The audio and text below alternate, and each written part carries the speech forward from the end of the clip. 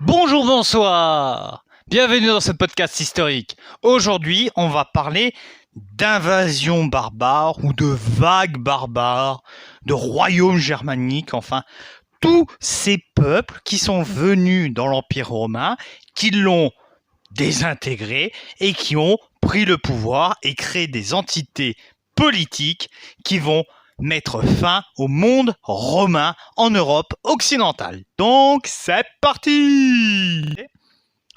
Le terme d'invasion est péjoratif. Il y a trois vagues. La première, celle des Wisigoths, puis il y a les Lombards et enfin les Saxons.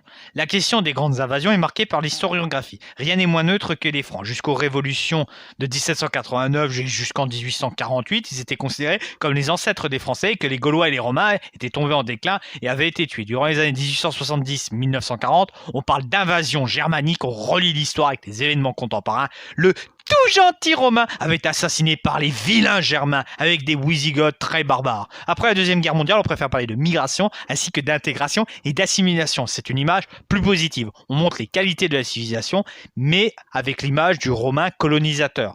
Il y a quand même toute une influence politique et tout ça. Il y aurait eu un métissage. Et ce métissage entre monde germanique et monde romain donne le haut Moyen-Âge.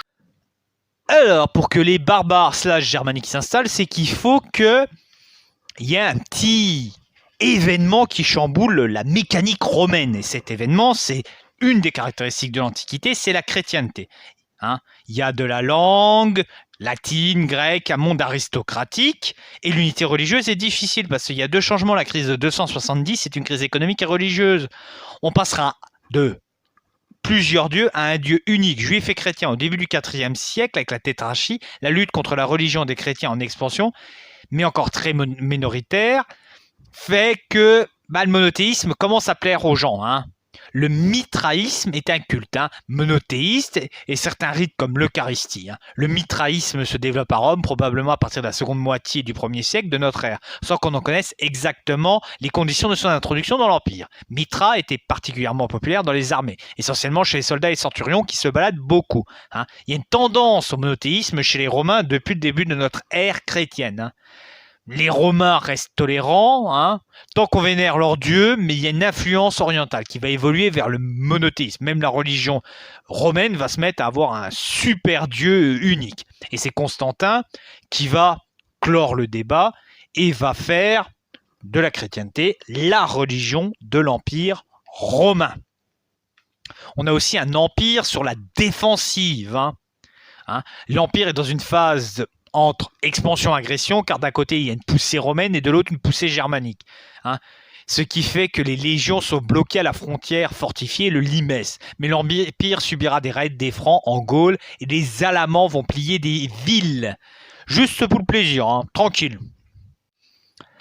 Les mondes germaniques, la notion barbare n'est pas péjorative, car ces gens vivent à l'extérieur des villes, donc ce sont des barbares. Les Germains, ce n'est pas une connotation raciale, car c'est un groupe linguistique. Les Romains ont laissé plus de traces, car les Germains ne laissent pas d'écriture, mais il reste quand même quelques chansons folkloriques qui ont été transmises, puis mises à l'écrit. Et les lois germaniques, par exemple les lois saliques. Or, au niveau de la société, les Germains sont principalement des agriculteurs sédentaires, semi-nomades. En plus de l'agriculture, il y a un artisanat tels que les forgerons, potiers et charpentiers. Le commerce est limité à l'échange de produits naturels. Politiquement, il y a une assemblée, la Tagting, avec 10% d'hommes libres. La manière d'élire les chefs des tribus et peuples est très différente de celle issue de l'Empire romain et forme la base des futures structures monarchiques et de l'aristocratie en expérience lors du haut Moyen-Âge qui va s'ouvrir. Un monde en mutation. La croissance des Germains s'étend avec un peuple très fécond, même si le noyau de départ est le nord de la Scandinavie. Les peuples apparaissent et disparaissent, tout cela est lié au phénomène d'expansion romain et germanique, mais aussi des poussées à l'est, car les Chinois poussent les Mongols, qui poussent les Huns, qui poussent même les Alains, qui vont pousser les barbares. Bon, à un moment, tu pousses, merde, il y a la mer, tu peux plus pousser, après les mecs, il faut les jeter à la baille. Tout cela est lié à un réchauffement climatique, de plus l'Empire romain est un centre d'attraction, littéralement, un élément d'attirance et de fascination. Donc les Germains essayent de rentrer dedans. 9 fois sur 10, l'installation reste pacifique car les Germains sont plus nombreux et plus armés. Donc les autres ne vont pas jouer aux bêtes. Quand tu mesures 1,50 m, tu vas pas aller chercher des problèmes à un mec qui mesure 2,10 m et qui est taillé comme une armoire normande. Alors, les premières installations sont liées au que les Romains les font rentrer et puis leur disent vous allez défendre, hein, vous êtes plus nombreux que nous, hein, bah on vous installe, hein, on installe des nations vandales, hein, et puis bah vous aider à défendre en gros. Hein. Bah, vous pouvez rentrer, mais en échange de ça, vous faites la police. Voilà. Bon, ça c'est la version gentille, mais des fois ça a tapé. Hein. Les Wisigoths, à partir de 268, ils s'attaquent à l'Empire romain et tentent de s'installer dans la péninsule des Balkans. Cette invasion concernera aussi les provinces romaines de Pannonie et d'Illyrie. Hein. Cependant, les Wisigoths vont être battus. Hein. Mais bon, ça va quand même continuer. Il y en a certains qui vont quand même se maintenir en Dacie, c'est-à-dire en Roumanie. Dacie, Dacia. Ah, tu vois, hein, c'est bien de faire de l'histoire. Oh, il y a aussi 410, hein, le pillage de Rome par les Wisigoths, hein, le 24 août, hein, 410. Cet événement frappera considérablement les esprits des contemporains. Et pour certains, l'événement est symbolique, marquant la fin de l'Antiquité. Par exemple, dans mes manuels scolaires de collège faits en Afrique, en Côte d'Ivoire pour être plus précis, 410 pour eux, c'est la fin de l'Antiquité. Hein. Il va y avoir d'autres massacres. Le roi Vandale prend le titre de roi Vandale et des Alains. Il va aller en Afrique du Nord et récupérer Carthage, Alger et tout le bazar. On a aussi Attila, on a le pillage de Rome en 451. Et enfin, l'empereur romain d'Occident va être déposé en 476. C'est la fin du monde romain. Bon, il n'y a plus d'empire romain d'Occident. Qu'est-ce qu'il va y avoir? Eh ben, il va y avoir les royaumes germaniques. Hein. Ce n'est pas des royaumes, hein, à proprement dit, car les frontières sont floues, ça tient à un ensemble de villes. Hein. Ce ne sont pas des pays, ce sont plus des zones de contrôle et d'occupation. C'est pour ça qu'on dit que l'État a un petit peu disparu. Hein. C'est plutôt un chef qui dirige un territoire. Alors en Gaule du Nord, on va avoir deux peuples armés, un sous l'autorité des Francs et un sous l'autorité des Alamans. Donc voilà. Les Alamans, c'est une dénomination de royaume barbare d'Alémanie ou de royaume des Alamans. Hein. Ça ne désigne pas un territoire unifié dirigé par un seul et unique roi. En Gaule du Sud, on a les Burgondes, on a les Wisigoths hein, qui vont plutôt s'installer leur capitale à Tolède, c'est-à-dire dans l'Espagne, hein, et un peu au nord du Portugal et à la Calice. Hein. C'est une domination plutôt militaire et le royaume sera conquis par les musulmans en 711. En Italie, on a le royaume ostrogoth de 493 à 553. Hein. Les territoires vont être rapidement récupérés en 553 par l'Empire romain d'Orient. Et en Afrique, nous avons les Vandales hein, qui vont eux aussi se faire manger par l'Empire romain d'Orient. En Grande-Bretagne, c'est un lieu abandonné par l'Empire romain. Hein. La civilisation urbaine et chrétienne y a disparu. Hein. On a les proto-vikings, on a aussi des Jupes, des Saxons, enfin voilà. C'est un peu le coin à côté.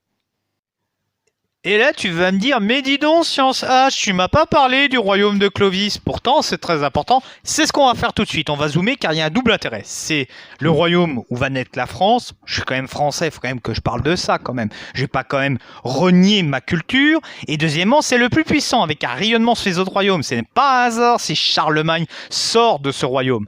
Alors, Clovis, c'est surtout un roi allemand. Il vit dans des régions germaniques. Mérové est entouré de légendes relatées à une époque tardive. Sa mère, l'épouse du roi Clodion, déjà enceinte, fut séduite par une bête. La bête de Neptune.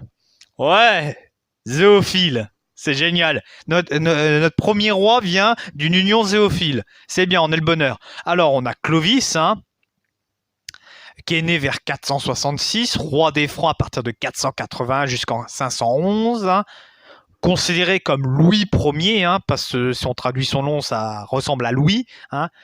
Pour assurer l'expansion de son domaine, n'hésite pas à éliminer tous les obstacles, quitte à buter des gens de sa famille. Hein. Il a décidé de se baptiser pour se mettre les aristocraties romaines et surtout chrétiennes dans la poche. Hein. Alors, l'essence du pouvoir franc, au départ, il est venu pour faire la guerre. Hein. Il est sacrifié, il n'est pas sacré, hein, le roi franc au départ. Mais voilà. À Reims, quand il commence à prendre son pouvoir et qu'il est baptisé, c'est un chef général. À Soissons, c'est un général romain. Il va progressivement évoluer et prendre de plus en plus de pouvoir, progressivement. Hein. Par exemple, la bataille de Vouillers s'est déroulée au printemps 507, opposant l'armée des Wisigoths et des Auvergnats face aux Francs. Hein. C'est la victoire des Francs, les Wisigoths perdent leur roi. Vous imaginez un petit peu, il va arriver, il va se fighter avec les autres rois et c'est lui qui va gagner. Bon. Mais un des défauts du royaume France qui va causer la perte des Mérovingiens, c'est qu'à la mort du roi, son royaume est partagé entre ses fils. Par exemple, pour Clovis, le royaume est divisé en 4. On a l'église, à la différence d'aujourd'hui. À l'époque, tout le monde est dedans, dans l'église. Hein. L'évêque est la première personne de la cité. Hein. Il est autant chef politique que temporel. L'aristocratie sénatoriale romano-germanique. Hein. Il y a un glissement. Des fois, les Romains prennent des noms mérovingiens. Il y a un métissage. Hein.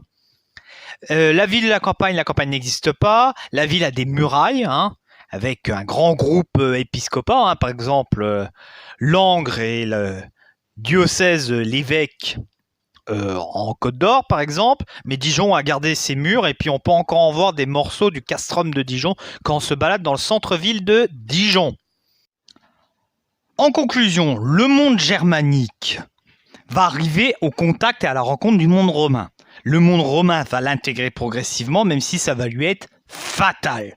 Le monde germanique va alors dépecer l'Empire romain et créer de multiples royaumes, dont l'un des plus puissants est le royaume de Clovis, qui va reprendre beaucoup d'éléments du monde romain, c'est-à-dire pas de campagne mais des villas, des villes entourées de murailles qui donnent des castrums et le poids de l'église chrétienne. J'espère que cette vidéo vous a plu. Si elle vous a plu, vous pouvez liker, partager, faire de la pub pour la chaîne, ça fait plaisir. Je vous souhaite une bonne fin de journée. Ciao!